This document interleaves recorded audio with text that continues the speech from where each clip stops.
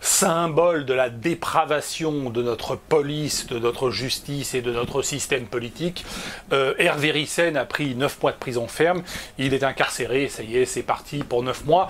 Alors, on n'entend pas beaucoup la Ligue des droits de l'homme, on n'entend pas beaucoup les associations, on n'entend pas beaucoup Badinter, on n'entend pas beaucoup Christiane Taubira, on n'entend pas beaucoup tous ces gens qui militent et qui vont signer des pétitions lorsqu'un pédophile se fait prendre en flagrant délit, lorsque des trafiquants de drogue émérites se font prendre. Eh bien, on voit Éric Dupond-Moretti, qui est aujourd'hui ministre de la Justice et défenseur des plus grands voyous de France, puisque membre du gouvernement, voler au secours du frère de Mohamed Merah, voler au secours des plus grands truands de la place. Et Hervé Ryssen est un écrivain, je le rappelle. Il n'a violé personne, il n'a tué personne, il n'a égorgé personne, il n'est pas allé sodomiser des gamins à Marrakech dans les riades pour 50 € et une boîte de chocolat, comme le font un certain nombre de ministres des gouvernements passés ou de ce gouvernement, on n'en sait rien, enfin peu importe.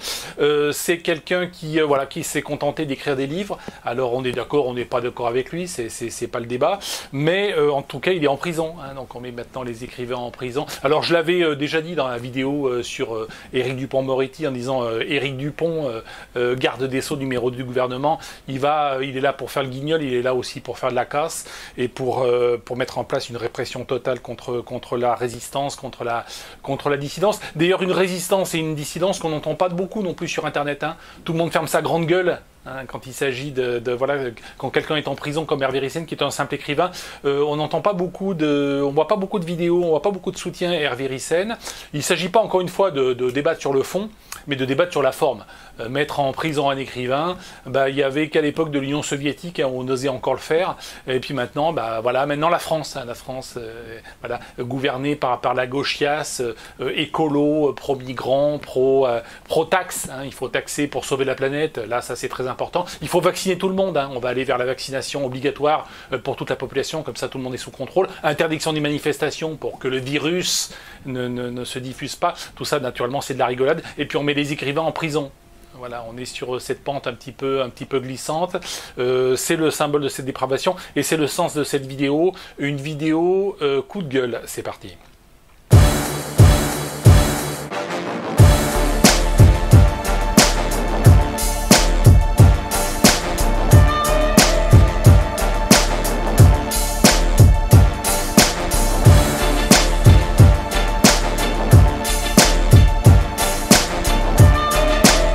Alors sur le fond, il ne serait pas très chevaleresque de revenir ce pourquoi Hervé Ryssen a été condamné, revenir sur ses ouvrages, revenir sur les diverses vidéos qu'il a pu réaliser et qui ont légitimé en quelque sorte, entre gros guillemets, cette condamnation et cette incarcération. Il ne serait pas très chevaleresque, donc moi je veux bien débattre par contre avec Hervé Ryssen. Je lui fais cette proposition et je reviendrai vers lui lorsqu'il sera naturellement libéré, j'espère le plus rapidement possible. Je vais tout faire en sorte, et nous allons tout faire en sorte pour qu'il soit libéré avant sa date des 9 mois. Bon voilà, donc je reviens pas sur le fond, je pense que nous sommes tous critiquables, nous avons tous raison quelque part et nous avons tous tort quelque part sur nos écrits, sur nos différentes œuvres. J'ai même beaucoup réfléchi et beaucoup écrit sur ce que Karl Marx appelait la question juive. Je vous renvoie à mon essai de Manage d'or, notamment l'épisode concernant Sion, l'épisode 11, qui est désormais disponible en brochet et en Kindle sur Amazon. Donc voilà, je ne reviens pas sur le fond. Par contre, sur la forme, le fait d'incarcérer un écrivain, c'est extrêmement choquant. Alors maintenant, Hervé Ryssen avec cette incarcération, va avoir une aura tout à fait extraordinaire, puisque tous les grands résistants et tous les grands dissidents, à un moment ou à un autre de leur carrière, entre guillemets, d'écrivain ou d'homme politique, ont fait de la prison. Donc il va avoir une aura tout à fait considérable, ce qui fait que cette incarcération, à mon avis, est tout à fait contre-productive et totalement débile, fait par des gens qui n'ont pas la puissance intellectuelle justement pour pouvoir répondre et pour pouvoir débattre avec lui sur ce qui est, encore une fois, peut-être contestable dans la démonstration qu'il fait, ou dans les démonstrations qu'il fait, et sur les sujets qu'il aborde, sur le fond comme sur la forme des sujets qu'il aborde.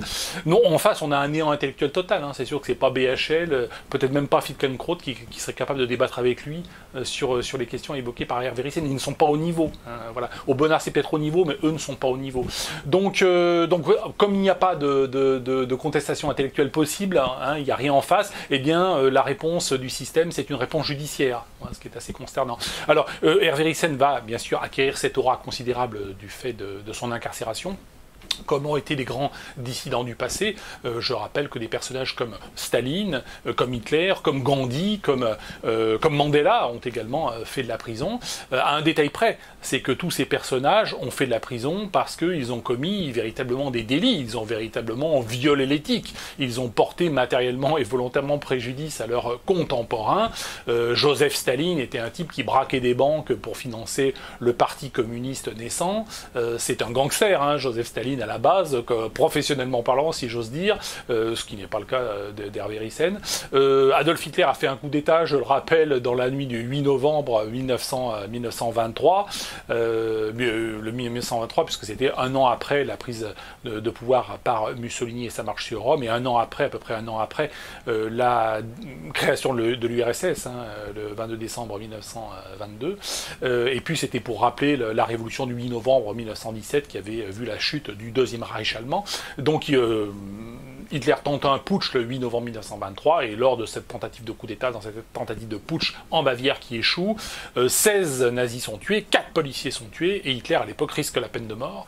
Il sera condamné à quelques mois de prison, mais voilà, donc il a lui aussi véritablement violé l'éthique. C'est le cas également de Gandhi, hein. Gandhi a commis un certain nombre de délits aussi, hein. Donc pas seulement des délits de parole, mais aussi, et il a commis un certain nombre de délits. Mandela aussi, hein. Mandela était un type qui a posé des bombes, hein. Mandela était un terroriste à la base, lui aussi a risqué la peine de mort, et a été peine de mort qui a été commuée en détention à vie, puis ensuite il a été libéré. Mais globalement, tous ces dissidents, tous ces résistants, vous voyez, ont fait carrière. C'est pas parce qu'on les a mis en prison qu'ils n'ont pas fait de carrière. Les idées sont à l'épreuve de la prison et sont à l'épreuve des balles. Je le rappelle, c'est un principe évident, que les gens qui nous dirigent, hein, qui sont très largement des baltringues, et qui intellectuellement sont d'un très très bas niveau, ne comprennent pas nécessairement. Hein, donc c'est un premier point. Par rapport à cette contre-productivité, un certain nombre d'associations juives devraient se mobiliser pour exiger la libération d'Hervé Ryssen, et pour montrer qu'elles ne sont pas en collusion avec ce pouvoir, un pouvoir macronien, un pouvoir... on ne sait pas qu'on peut l'appeler, un social-démocrate, Sarkoland, UMPS, enfin on ne sait pas trop, qui est un pouvoir qui est complètement faisandé, qui est complètement au bout du rouleau. La crise du Covid-19 va précipiter la crise financière et la crise politique qui va suivre, et la révolte politique qui va suivre. Nous sommes d'ores et déjà dans cette logique de révolte. Mettre les gens en prison ne va pas améliorer leur situation, et je pense, je le dis très franchement, qu'un certain nombre d'associations juives devraient demander la libération d'Hervé Ryssen pour des raisons de principe. Que ce que je fais, moi aussi, bien sûr, aujourd'hui. Moi, j'ai toujours défendu la liberté d'expression sans limite, la liberté d'expression totale, parce que cela correspond à l'éthique de la liberté qui dit « fais ce que tu veux », à condition de ne jamais porter matériellement et volontairement en préjudice à autrui. Mais la dimension de matériellement est très importante, car bien sûr les paroles, quelques paroles que ce soit, quelques critiques que ce soit du judaïsme, que ce soit du christianisme, que ce soit de l'islam, que ce soit de la France monarchique ou de la France républicaine, on a le droit de critiquer, il n'y a pas de vache sacrée.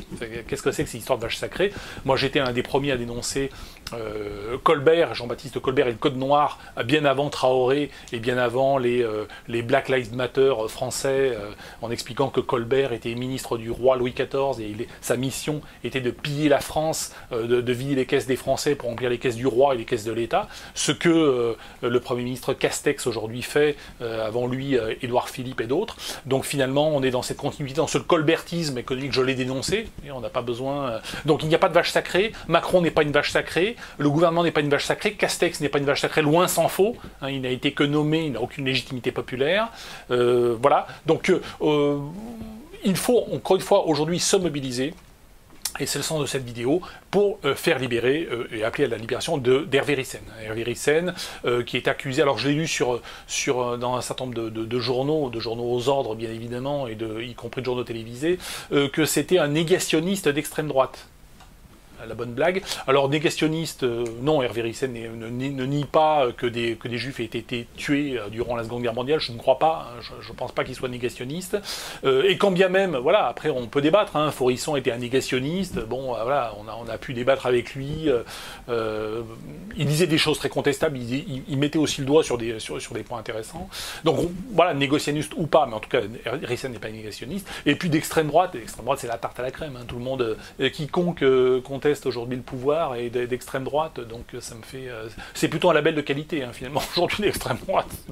Donc il n'y a pas de problème de ce côté-là. Non, il faut aujourd'hui se mobiliser pour libérer Ryssen. Si on ne le fait pas, et si on ne se mobilise pas, et si on ferme notre gueule, hein, comme des péteux, parce qu'on a peur de poursuites, on a peur d'aller en prison. Non, Aubenas n'a pas peur d'aller en prison, ni de se faire descendre, ce qui pourrait arriver d'ailleurs incessamment, mais avec des conséquences de toute façon politiques. Je répète, on n'arrête pas les idées, on n'arrête pas un mouvement politique. Le mouvement que nous portons, qui est le retour à une vraie justice, qui est le retour à une véritable indépendance de la France qui est aujourd'hui un pays envahi par une invasion migratoire, hein, qui avouée ou non avouée, hein, de la part des ministres, qui aujourd'hui est en proie à la violence bestiale. Aujourd'hui, de plus en plus de Français sont agressés dans leurs véhicules, dans leurs logements.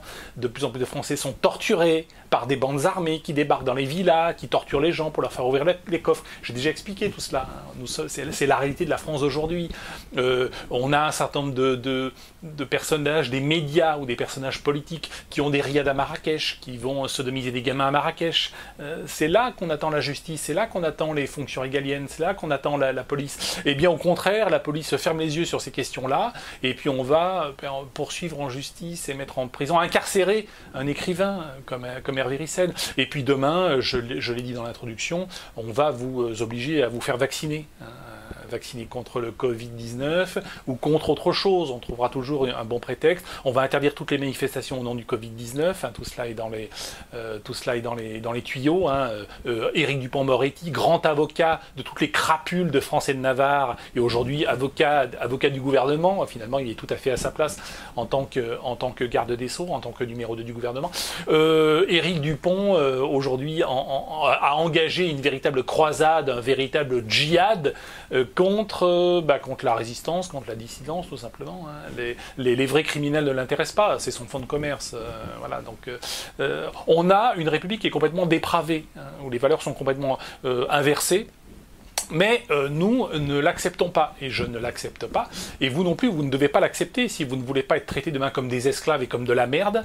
Hein, ce que faisait déjà le très élégant Jean-Baptiste Colbert, un ministre du roi, qui était là pour ruiner la France, pour remplir les caisses du roi, et finalement on a le même principe aujourd'hui, on a des gens qui sont très, très sympathiques en apparence, des Castex, des Macron, qui sont là, tout à fait sympas, mais qui sont là pour vous faire les poches, et qui sont là pour vous traiter en esclaves, en réalité. Avec beaucoup d'élégance, avec vous savez, les fourberies de Scapin, de grandes phrases, de grands discours, mais dans la pratique, ce sont des esclavagistes. Dans la pratique, ce sont nos ennemis. Il faudra les tuer, peut-être au propre, peut-être au figurant, on ne sait pas encore. Hein. Il faut aussi être un petit peu... Voilà, il ne faut pas qu'ils sachent non plus trop comment nous allons mener cette révolution, mais nous sommes dans une logique quand même de révolution, plus que de résistance. Aujourd'hui, il faut aller même plus loin que la dissidence, plus loin que la résistance. Nous sommes aujourd'hui dans une logique de révolte. Il va falloir relancer aussi le mouvement Gilets jaunes de manière intelligente. Il va falloir, et je vais y revenir sur ce sujet parce que j'ai quand même un rôle à jouer, ne serait-ce qu'en termes d'inspirateur, mais aussi en termes de en donnant un peu de leadership, parce que ce qui manque dans ce type de mouvement de révolte, c'est aussi un petit peu de leadership, et puis un petit peu de contenu intellectuel. Ryssen participe aussi à ce contenu intellectuel en matière de dissidence et de résistance, même si ce qu'il dit est contestable, c'est hyper contestable, il y a des choses fausses, etc. Ce que je dis aussi est hyper contestable. Je ne suis pas une vache sacrée, Ryssen n'est pas une vache sacrée, Macron n'est pas une vache sacrée, non, on est tous hyper contestables, hyper critiquables. Mais tout le monde a le droit de s'exprimer. Moi, j'empêche pas BHL de s'exprimer, je dis pas qu'il faut censurer Filkenkraut ou je sais pas quoi. Bien au contraire, il faut que tous ces gens puissent parler, puissent s'exprimer, tout à fait. Mais aussi que Ryssen puisse s'exprimer, que Soral puisse s'exprimer, que Diodo puisse s'exprimer, que tout le monde puisse s'exprimer. Voilà, c'est ça le débat. Et c'est pas parce qu'on n'a pas d'arguments face à à un certain nombre de penseurs, à un certain nombre d'intellectuels, je pense aussi à Renaud Camus ou autres, qu'il faut sortir l'arme judiciaire. Hein. L'arme judiciaire elle doit être faite normalement pour réprimer les crapules, les personnes qui portent matériellement et volontairement préjudice à autrui, les violeurs, les voleurs, les escrocs, les braqueurs, etc. Il y a quand même, je pense, suffisamment de quoi faire dans un pays comme la France. Hein, par rapport à la répression. Mais on va bien sûr au plus simple, on va au plus simple et au plus gentil, parce que finalement, Rissen, c'est un peu un homme seul aussi, hein, donc un homme seul est un homme mort, mais c'est pour ça qu'il ne faut jamais rester seul hein, dans cette logique de résistance et de dissidence, de résistance, et même de révolution. Hein. Il faut être capable de travailler en réseau, il faut être capable d'avoir des amis. Et puis surtout, il faut suivre une ligne éthique. Hein. Nous poursuivons un but de justice, de retour à la justice. Il ne s'agit pas d'appeler à la censure des personnages qui aujourd'hui, eux, nous censurent. Pas parce qu'eux nous censurent que nous voulons les censurer. Et ce n'est pas parce qu'eux nous répriment et veulent nous mettre en prison que nous voulons les mettre en prison. Moi, je veux mettre en prison et je veux abattre et pendre à la corde, pendre haut et court, les vrais voleurs, les violeurs, les assassins. Et si Rissen avait été un violeur, un voleur, un assassin, je dirais il faut le pendre. Il faut être très clair par rapport à ça.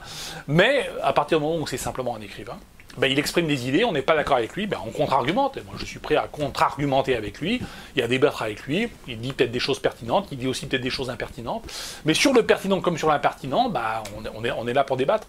Et la réponse, ça ne peut pas être la prison. Donc, diffusez cette vidéo, libérez Rissen, c'est important, c'est le symbole de la liberté étouffée par la Macronie, qui est une idéologie cette idéologie, c'est de la merde de chien, dans tous les cas. Hein, l'idéologie Macronie, ça n'existe pas, hein, c'est le néant intellectuel, c'est simplement s'en mettre plein les poches, écraser les Français sur un maximum de règlements, un maximum de taxes, pour s'en mettre plein les poches, et puis passer ses vacances à Marrakech, tranquille, voilà. Merci à toutes et à tous, et je vous dis à bientôt.